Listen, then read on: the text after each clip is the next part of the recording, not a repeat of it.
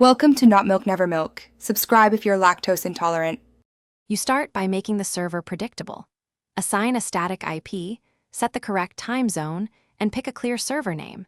These avoid later replication and DNS headaches.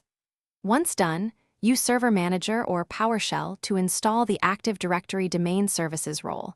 Install Windows feature name AD Domain Services include management tools, because the management tools let you promote without remote downloads. Make sure updates are applied and you have an elevated admin account. Now you promote the server. Choose either the GUI wizard or install ads forest domain name, your domain. Local to create a new forest. This step configures DNS and the LDAP directory, so pick a meaningful root name. Make sure to set the DSRM password and NetBIOS name, and review database, log, and sysvol paths for disk capacity. Once the prerequisites check passes, proceed. Doing so ensures DNS, sysvol replication, and service account creation are validated before reboot. Finish by letting the server reboot and then verify core services.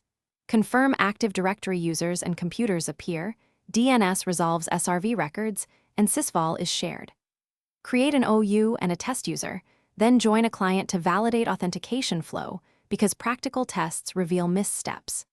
If something goes wrong, start with dcdiag and repadmin to check health and replication, and use ipconfig/registerdns or check event logs. These commands pinpoint DNS and replication faults so you can fix them quickly.